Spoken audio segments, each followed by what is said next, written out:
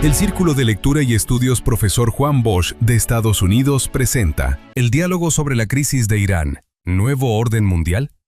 Parte 1. Exposición de Inocencio García.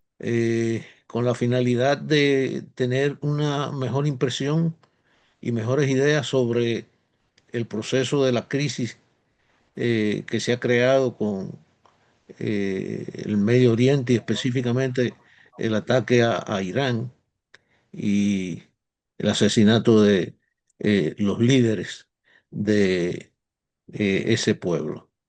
Eh, y como todos sabemos, hoy tenemos con nosotros a Inocencio García y también a Rudy Santana, quien se incorporará, eh, digamos, en unos minutos. Vamos a iniciar con Inocencio. Adelante, Inocencio. Bueno, Ramón, muchas gracias por la invitación de nuevo. Eh, También gracias a todos los presentes por estar conectados. Eh, y bueno, en esta ocasión eh, yo quiero hacer el siguiente preámbulo, ¿no? No es que sea un experto en temas de de Asia occidental, como se le debe llamar, porque el término Medio Oriente es un, es un término europeo, ¿no? Inventado por la colonización europea, sino que esa zona del planeta se debe denominar Asia Occidental, Asia Central y Asia Oriental. Entonces, en el caso, por ejemplo, del conjunto de países donde se encuentra localizado el conflicto, es el Asia Occidental, ¿no? Que, bueno, todos conocemos y que está dominado por, por por ese golfo que todos conocemos que se denomina el Golfo Pérsico, ¿no? Que reúne a varios países musulmanes, en la mayoría árabes, y un país muy antiguo que no es árabe, sino que es persa, que no habla árabe, sino que lo que habla es el idioma farsi o farsí. Es decir, que desde ahí ya tenemos vamos a decir, una diferenciación cultural importante para que nos vayamos ubicando, aunque es una república islámica, al igual que los demás países que sí son árabes, ¿no? Sin embargo, está esa diferencia, ¿no? No es un país árabe, es un país persa, es una civilización, al igual que China, porque estamos hablando de más de 2500 años de civilización. Es decir, que estamos ante la presencia de un país muy complejo, aparte de un país geográficamente extenso, ¿no? Estamos hablando de un país montañoso con 1.600.000 kilómetros cuadrados, con más de 90 millones de habitantes, ¿no? Es decir, que no es Irak, no es Libia, no es Siria, no, en consecuencia no es Omán, que lo que tiene 1 millón y algo de habitantes, que puede ser, por ejemplo, que tiene menos población que Los Minas de aquí, de República Dominicana, el barrio de Los Minas. Entonces, bueno, para que veamos que ahí ya hay una complejidad geopolítica, cultural, económica, religiosa, pero particularmente una gran diferencia cultural y geopolítica por el hecho tener estas dimensiones, ¿no? Entonces, Ramón, si tú puedes pasar a la siguiente con esta breve introducción. Eh, También yo querría decir que todos los que estamos acá, como personas Personas de buena. de buena voluntad, lo que debemos abogar es por la paz, ¿no? Porque un conflicto tan delicado, tan peligroso, no le conviene ni en términos individuales ni en términos de la humanidad, al planeta completo no le conviene, ¿no? Por lo que podemos comentar más adelante, ¿no? De la peligrosidad de la crisis que se está produciendo en Asia Occidental, ¿no? Entonces, entonces el, yo creo que todos debemos abogar por eso, por la paz, ¿no? Abogar por la paz, abogar por que se respete el derecho internacional público, que prácticamente es papel mojado porque ya no se está respetando, porque haya una recuperación de un determinado liderazgo de Naciones Unidas, ¿no? Que es donde se deben dirimir eh, este tipo de conflictos tan peligrosos y tan delicados, ¿no? Y en consecuencia, en el caso nuestro, nuestra postura es que ni estamos contra Israel, ni estamos contra Estados Unidos, ni estamos contra Irán. Es decir, ese no es el tema. El tema es que se debe respetar el derecho internacional, se debe respetar la vida de las personas, de los pueblos, eh, y que bueno, no podemos llegar al punto de este caricaturista que ya murió, que salía en el periódico El País de España, el Roto, así era que ese era su alias, ¿no? Su apodo artístico, el Roto, que es Andrés Rábago García, que salía con unas genialidades, ¿no? Como esta, ¿no? Si falla el capitalismo, podemos probar con el canibalismo. Y lamentablemente yo creo que lo que está ocurriendo eh, con todas las conflagraciones mundiales que hay, porque no son estas, no son solo la de Rusia, Ucrania, OTAN, sino que también tenemos la del continente africano y de países asiáticos. Por ejemplo, el conflicto entre Pakistán y Afganistán, el conflicto que en África se da entre Sudán del Norte y Sudán del Sur, ¿no? Las tensiones que hay eh, en, en, en el Sahel, ¿no? Con los países que forman parte de esa franja que en África que se denomina el Sahel, donde está en Malí, Níger, Burkina Faso y otros, ¿no? Que son también zonas muy conflictivas por razones de carácter geoeconómica y geoestratégica para los poderes contendientes, ¿no? Que pugnan a nivel mundial y que vamos a ver más adelante, ¿no? Así es. Eh, Continuamos, Ramón.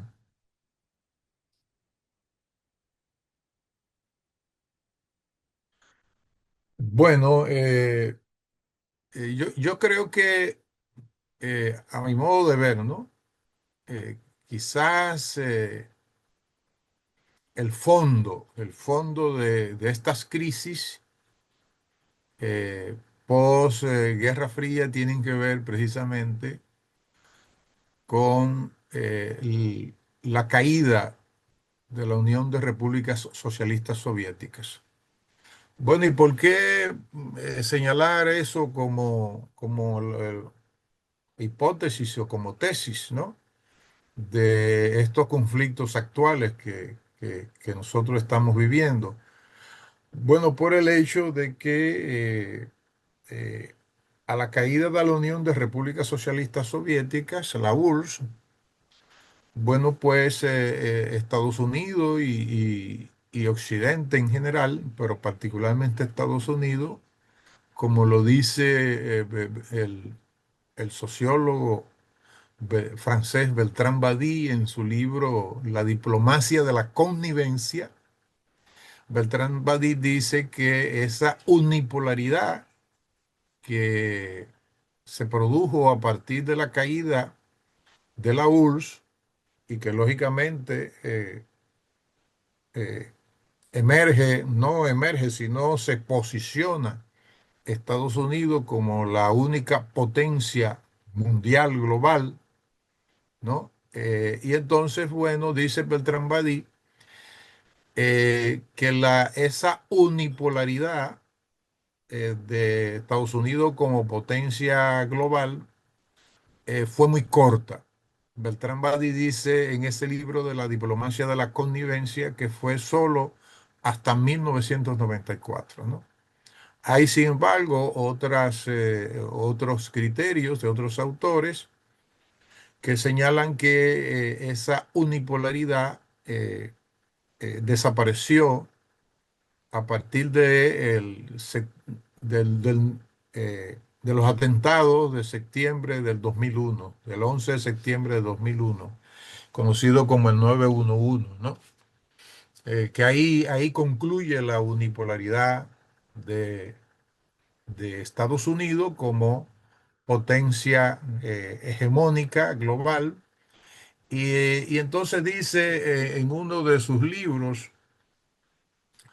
el coronel Pedro Baños, el geopolitólogo español, coronel Pedro Baños, que tiene un canal muy importante que se llama el Canal del Coronel, en uno de sus libros señala el coronel Pedro Baños que desde en 2 décadas, desde iniciando el siglo, desde el 2000 al 2020, China pasó en el 2000 de no tener nada a tenerlo todo.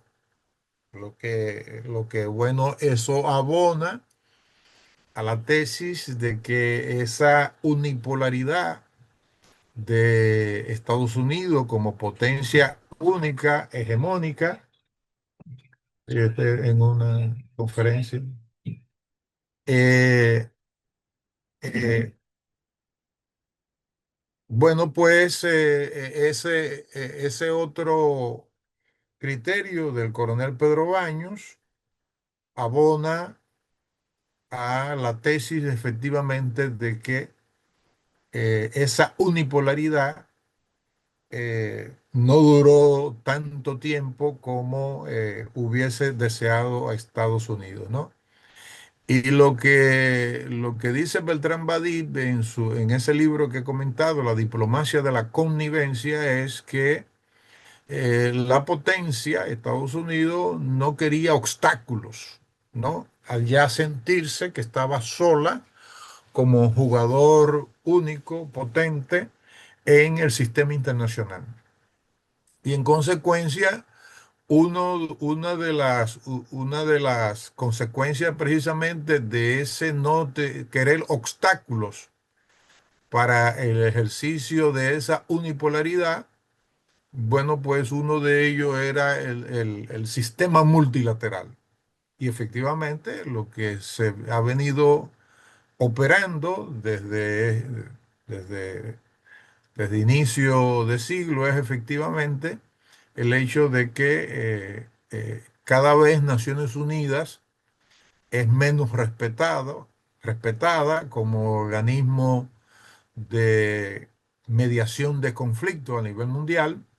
Y entonces las Naciones Unidas entró a partir de, de esta coyuntura histórica bueno, pasó a la, prácticamente a la irrelevancia en materia de su capacidad de mediación de los conflictos internacionales, ¿no? Y por eso se están produciendo estos conflictos tan atroces, ¿no? Tan peligrosos. eh, y yo creo que viene a bien ese aforismo de Roto de que si no podemos con el capitalismo, podemos ensayar, ¿no? Con el canibalismo. Yo creo que efectivamente el sistema internacional ahora mismo es un sistema caníbal porque precisamente no hay respeto al derecho internacional público, particularmente en el artículo 2 de la Carta de Naciones Unidas, ¿no? Y para que veamos ese entusiasmo que se generó a partir de no respetar por lo menos las palabras, eh, el acuerdo verbal que hubo de parte de los sucesivos gobiernos, las sucesivas administraciones de Estados Unidos, al hecho de que desde Gorbachev, pasando por, pasando eh, por Boris Yeltsin y luego por Vladimir Putin, bueno, pues el acuerdo de no extender la OTAN hacia las fronteras orientales del este de Europa, bueno, pues eso no se cumplió, ¿no? Y bueno, la guerra Rusia-Ucrania-OTAN es precisamente el resultado de, el no cumplimiento de no extender, ¿no? las fronteras de la OTAN, montando, rodeando prácticamente hacia las fronteras de Rusia, armamento, misiles y armamento nuclear, ¿no? Y esto lógicamente ha producido, entre otros factores, pero lo que quiero decir, lo que quiero destacar es que esto que está ocurriendo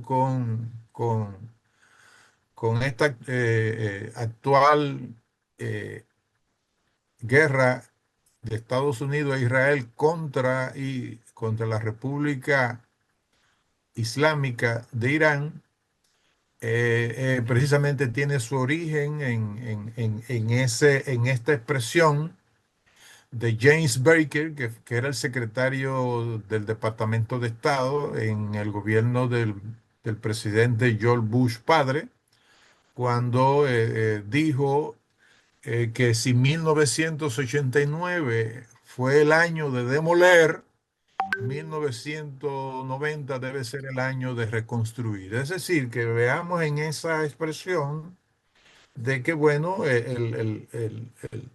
Estados Unidos como ganador precisamente de la Guerra Fría, bueno, pues tenía todo el entusiasmo, ¿no? Y se entendía que efectivamente nadie finalmente podía oponérsele y de ahí inclusive el entusiasmo de Francis Fukuyama con el fin de la historia, ¿no? Eso fue parte precisamente de-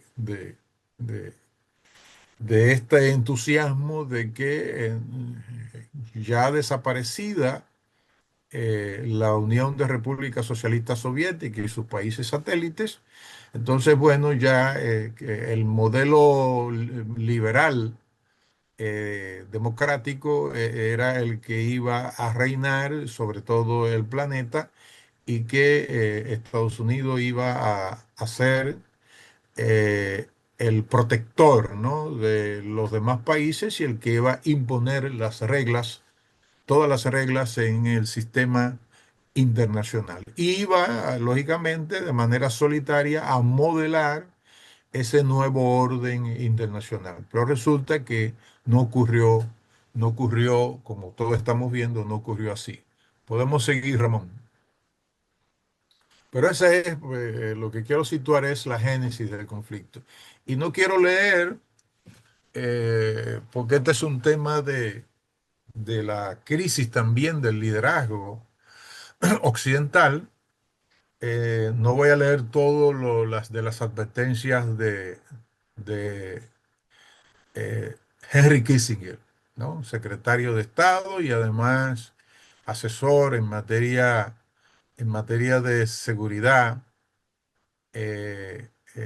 nacional de distintos jefes de Estado y el cerebro que, por ejemplo, desarrolló la estrategia de acercamiento con la República Popular China. Bueno, lo que advirtió Henry Kissinger ya en el último foro, cuando ya él estaba a las puertas de fallecer, bueno, es el hecho de que Henry Kissinger advirtió en el Foro Económico Mundial de Davos que se tuviera prudencia con Rusia, ¿no? De que, porque advertía que Rusia podía, es decir, una guerra con Rusia podía alterar el equilibrio de poderes en Europa. Y es lógicamente lo que finalmente ha ocurrido. Pero a Henry Kissinger no se le hizo caso porque yo en mi tesis reciente de analizando la política exterior, la maestría, mi tesis de maestría analizando la política exterior del gobierno del presidente Luis Abinader hacia Haití, bueno, utilicé una idea en la introducción de, de una, de una categoría que utiliza Sigmund Freud en su libro de 1937, refiriéndose precisamente a la primera, al fenómeno del liderazgo durante la Primera Guerra Mundial, y él utilizó eh, el siguiente concepto, que es el principio de realidad. Y Sigmund Freud, para referirse a- al estrabismo del liderazgo que generó la Primera Guerra Mundial, decía que era la disociación cognitiva entre lo pensado y lo concreto real, es decir, la realidad. Y es precisamente de ese principio de realidad al que Kissinger estaba haciendo notar en su última, no solamente en el foro de Davos, lo dijo antes, ¿no?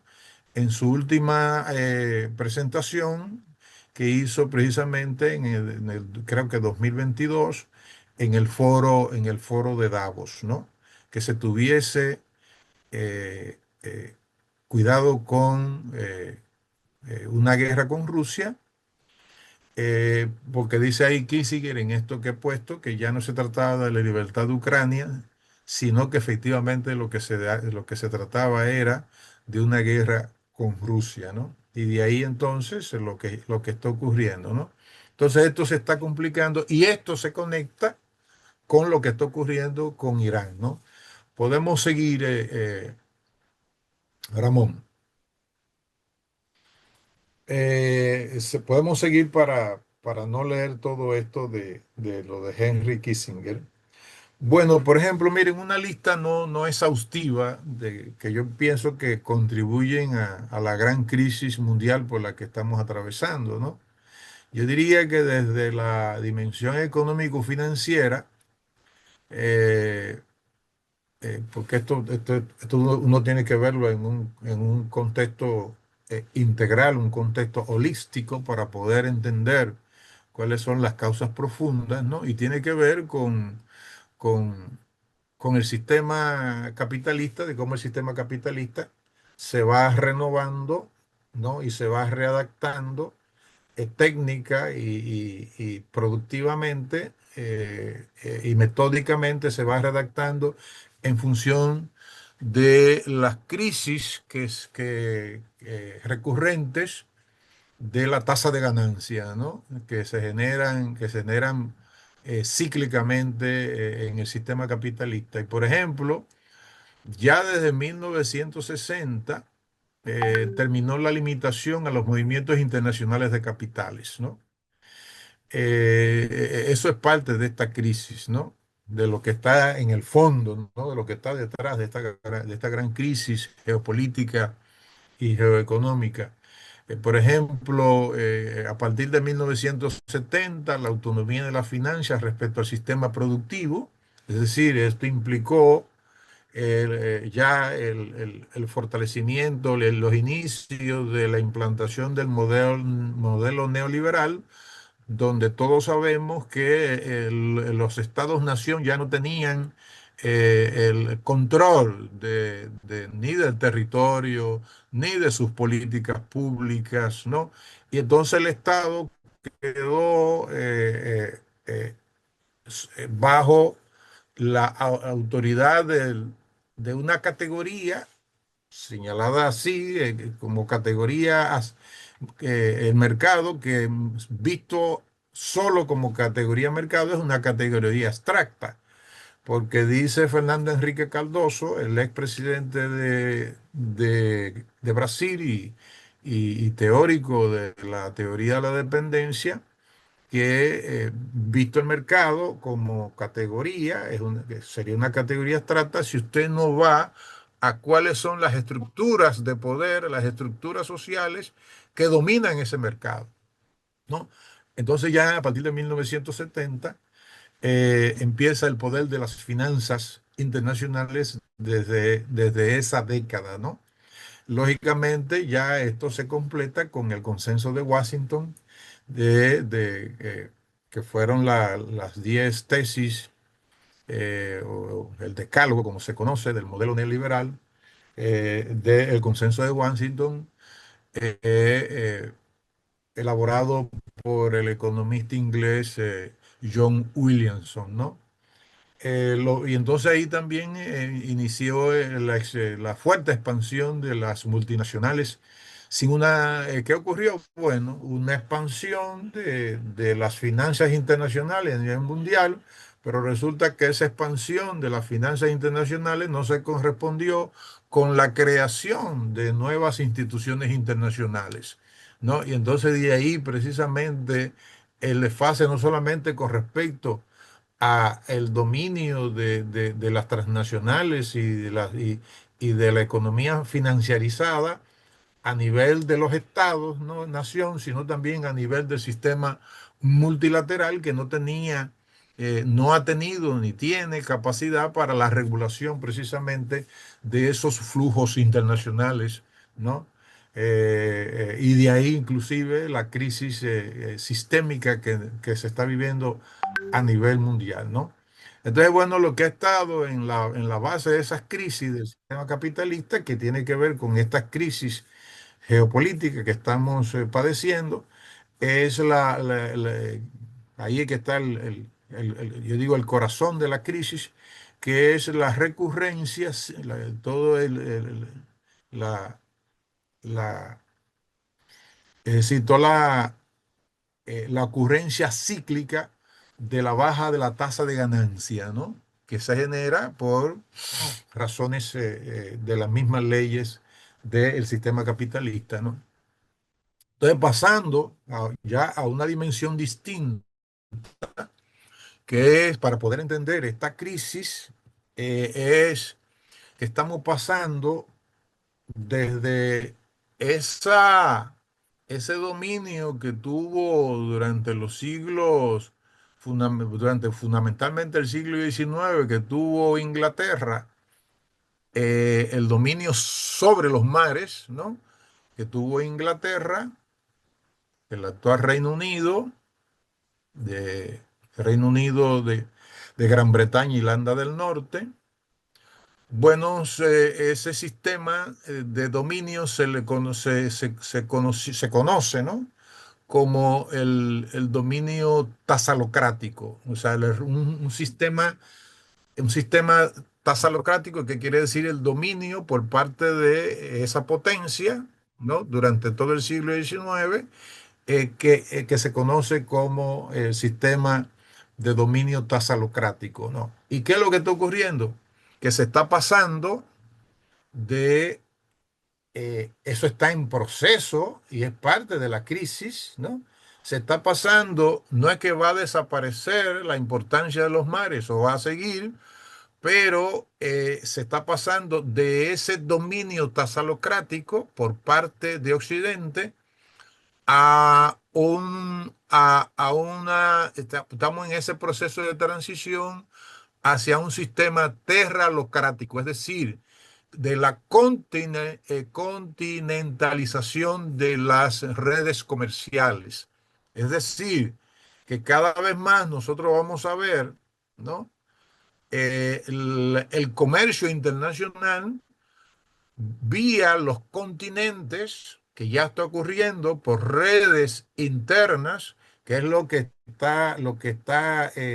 es la doctrina actual asumida por Rusia, precisamente, de conectar la capital Moscú con las zonas más orientales hasta la Siberia por vía de ferrocarriles, ¿no? Precisamente para poder aprovechar todo el potencial que hay en esos 17.098.000 kilómetros cuadrados que tiene ese país, ¿no? Y entonces, dentro de esa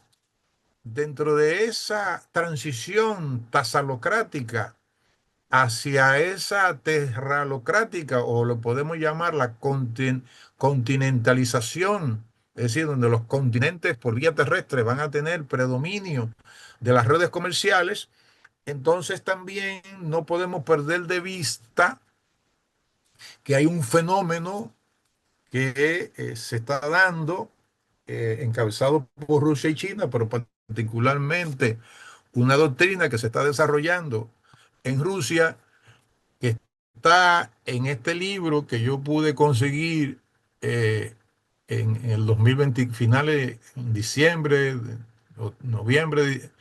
diciembre de 2024, en Escocia, que se llama Vientos Negros, Nubes Blancas, el nuevo nacionalismo ruso, ¿no? Y aquí hay en esto precisamente, ahí está estudiado toda la doctrina eurasianista, ¿no? Eurasia como la gran poseedora de los mapas, ¿no? De la gran masa de energéticos, minerales estratégicos, agua potable, madera y población, ¿no? Y entonces, bueno, estamos hablando de la construcción de la mayor cadena de valor del planeta, ¿no? Y entonces no perdamos de vista esto que acabo de estas categorías que acabo de exponer, precisamente para que se vea dónde está el fondo de estas crisis, ¿no? Y es que lo que ya está ocurriendo con esa doctrina del euroasianismo, desarrollada por, por la élite rusa, es que ya se está planteando que Rusia no tiene que mirar hacia Occidente, sino que Rusia tiene que mirar hacia Oriente, es decir, hacia su propia zona y más allá, donde, a pesar de que tiene una parte europea, pero Rusia es más oriental que occidental, lógicamente, ¿no? Yo quiero decir, es más asiática que o europea. En consecuencia, no tomemos en cuenta esto de que se está produciendo esto, y parte de estos conflictos está relacionado primero con la parte material, que tiene que ver con que la gran masa de riqueza está concentrada en esa zona del planeta, ¿no? Y que entonces se está desarrollando esta doctrina el denominado euroasianismo, ¿no? Sigamos, Ramón.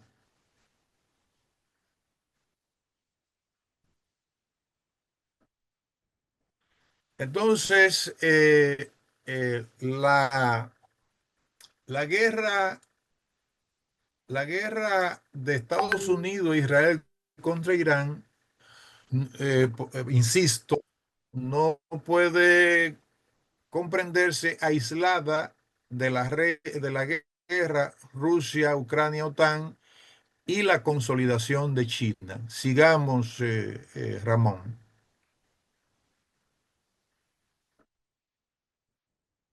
Miren, miren un factor geopolítico y geoeconómico que da pie a que da pie a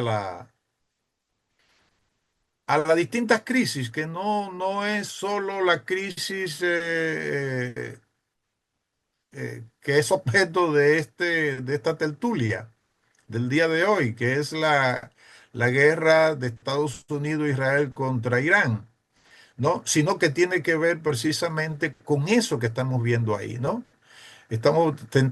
Tenemos aquí a China, ¿no? Tenemos a Irán, ¿no? Y lo que nos dice la parte roja, perdón, la parte azul es la franja y la ruta marítima, ¿no? Y esa roja que vemos aquí, ¿no?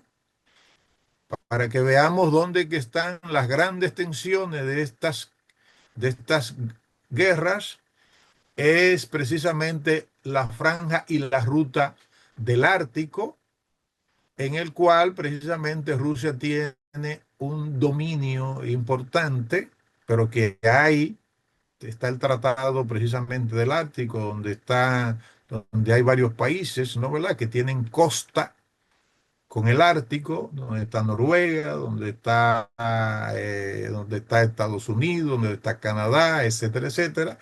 Pero quien tiene mayor dominio de esa zona, porque tiene rompehielos que están propulsados nuclearmente, ¿no? Y tiene una cantidad por encima de la que tiene Estados Unidos, es precisamente Rusia, ¿no? Y entonces esto que vemos acá, ¿no? Por eso quise traer esto, forma parte de esa crisis de si estas guerras que se están produciendo que tienen que ver con la tensión geopolítica y geoeconómica. Sigamos, Ramón.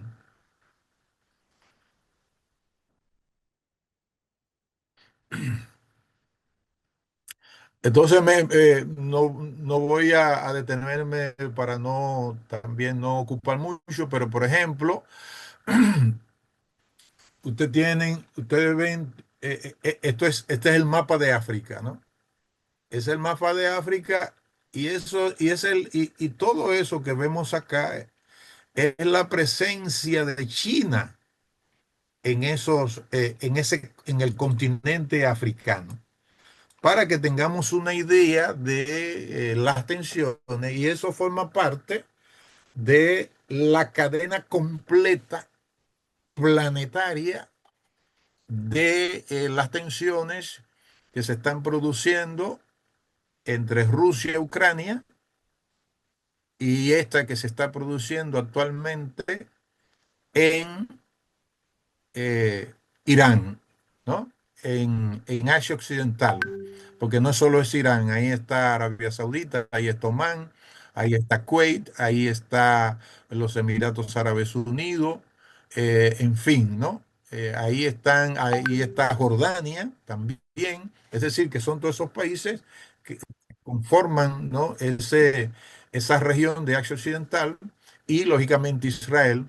Entonces estamos hablando de que no es solo la guerra perdón, la guerra Estados Unidos-Israel contra Irán, sino que ya es una guerra regionalizada donde precisamente Estados Unidos, donde está el asiento, por el tema del petróleo, donde está el asiento de un factor estratégico de poder de Estados Unidos, que es el petrodólar, ¿no? Que lo comentaremos más adelante. Por eso, para que veamos, ¿no? Cuál es la tensión expresada geopolíticamente y geoeconómicamente, ¿no? Un segundo. Sigamos, Ramón.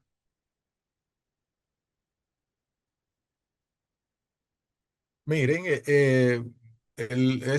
lo que pasa, ¿qué es lo que pasa con esta, en términos específicos, con el caso de la República Islámica de Irán? ¿Cuál es la tensión? Bueno, hay una tensión que es geopolítica, que está en la base de esta tensión. Bueno, por un lado, está el factor eh, que tiene un fondo religioso, porque hay que decir que esta guerra, además, o las guerras, pero particularmente esta es una guerra religiosa. El factor religioso está como el factor impulsor, aparte de los aspectos de carácter estratégico que tienen que ver con la riqueza, ¿no? De la que hemos hablado hace un momento, ¿no? Pero está lo que se llama eh, la, la gran aspiración, ¿no? Que es supuestamente bíblica, o no supuestamente, está en el, en, en el Talmud, ¿no? Israelí. Están, un segundo. Eh, eh, están, eh, es el denominado Gran Israel. Entonces, los avances de Israel hacia los altos del Golán, más allá ahora con la salida de Bashar al-Assad, más allá de los altos del Golán, ¿no? Prácticamente llegando hasta la capital de Siria, ¿no? En los primeros momentos, las primeras semanas que cayó Bashar al-Assad, ¿no? Eh, y entonces, bueno, en síntesis yéndonos al aspecto geopolítico y geoeconómico, particularmente de Irán, y es que Irán, con respecto tanto a China, por el tema de la franja y la ruta, eh, y en el caso geoestratégico para Rusia, eh, Irán representa un hub energético y de la franja y la ruta.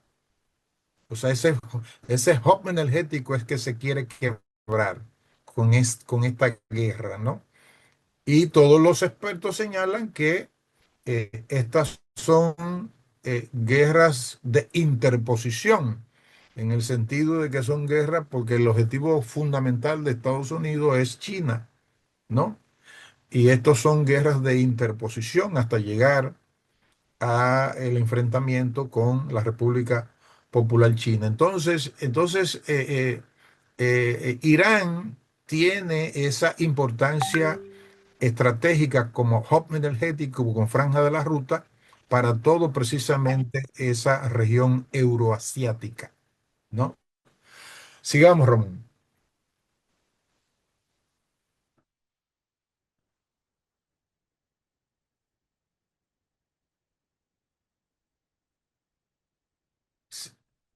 Entonces, miren. rápidamente lo vamos a pasar, ¿no? Este es este es un mapa de este es un mapa para que veamos la importancia, ¿no? Estos son los corredores, ¿no? Eh, este puntito acá, miren, este puntito acá es el estrecho de Hormuz que tiene alrededor de 39 kilómetros, ¿no? Y es el dueño, el que controla, el que decide quién pasa y quién no pasa, es la República Islámica de Irán, ¿no? No porque lo diga yo, sino porque los hechos recientes, desde que el conflicto se intensificó, ¿no?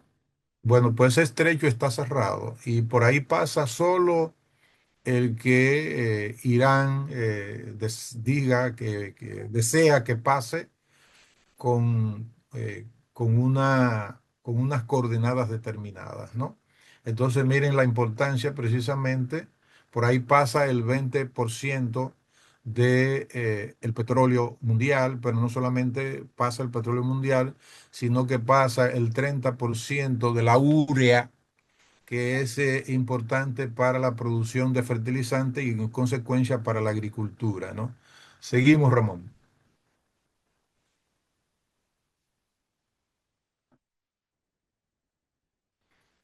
Y estas son las rutas del petróleo, ¿no? No, la anterior, Ramón.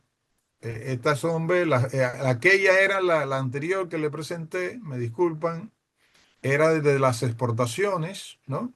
Que pasan por ahí. Regresemos a la anterior, Ramón.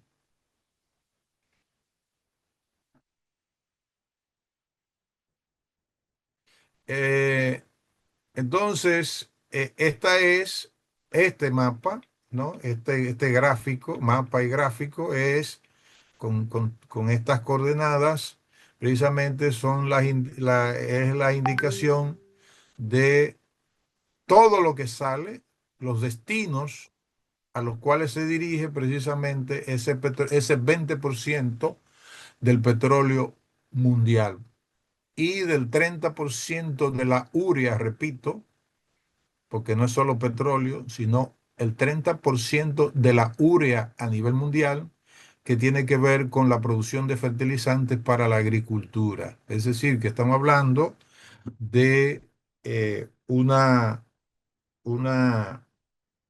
ruta muy importante y eh, solamente permítanme leer eh, esta información. Por ejemplo, se cometió el error de disparar contra la planta desalinizadora para agua potable de Irán, pero Irán solamente depende en un 3% para la producción de su agua potable, ¿no? El otro 97% lo realiza con agua potable natural, ¿no? Sin embargo, fue un error estratégico atacarlo porque entonces Irán está devolviendo golpe por golpe y fue, repito, lo dicen los expertos, que fue un grave error porque resulta que en el orden en el que lo voy a leer, por ejemplo, eh, Kuwait en materia de desalinización para agua potable depende en un 90%. Qatar entre un 75 y un 90%. Omán en un 86%. Arabia Saudita en un 70%. Los Emiratos Árabes Unidos en un 42% y Bahrein entre 50 y 79%, ¿no?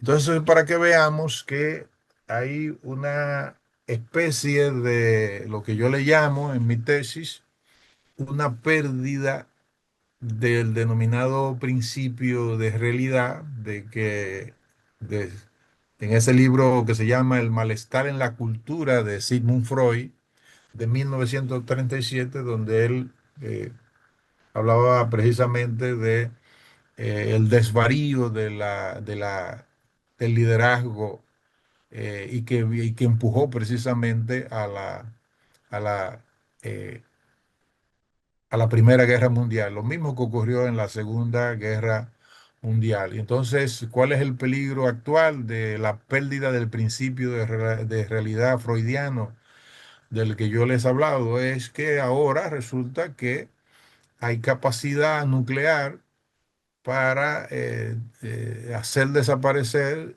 16 veces el planeta Tierra en el caso de que se pudiese tener 16 planetas Tierra que se pudiesen renovar. O sea, tenemos capacidad, lo que hay acumulado de potencia de destrucción nuclear es para destruir a 16 planetas como en el que nosotros habitamos. Y finalmente, termino con esto, seguimos Ramón. Para finalizar, ¿qué yo entiendo que es la gran crisis? O sea, lo que está en el fondo, ¿no? Y lo que afecta precisamente ese principio de realidad del liderazgo. Y yo lo voy a resumir en un concepto, es la privatización de la política. Ahí es que está el grave problema. ¿Y qué significa la privatización de la política? El hecho de que el modelo neoliberal impuso la economía por encima de la política.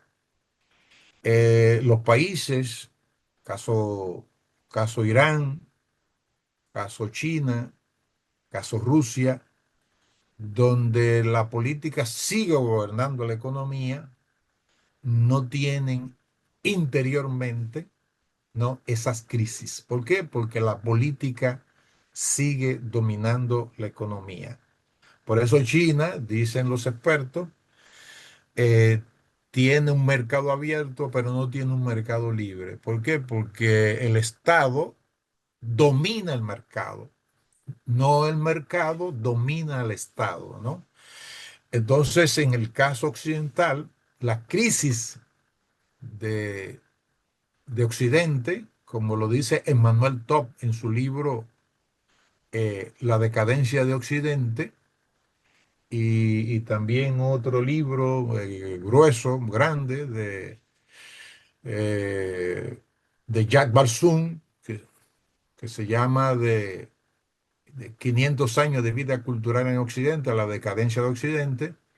Ellos hablan precisamente de la decadencia de Occidente. Y a mi modo de ver, una de la gran crisis que está en el fondo de todas estas crisis es que el modelo neoliberal no impuso, ¿no?, la economía por encima de la política.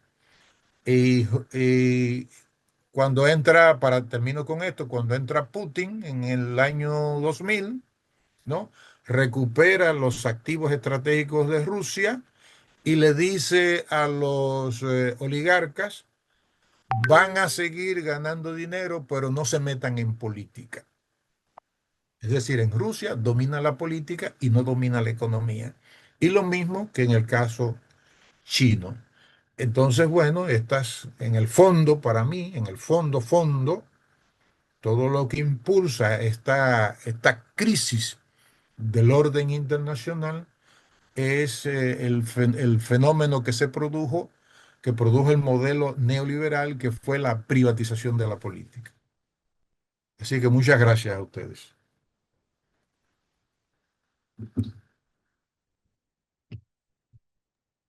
Muchísimas gracias, Inocencio.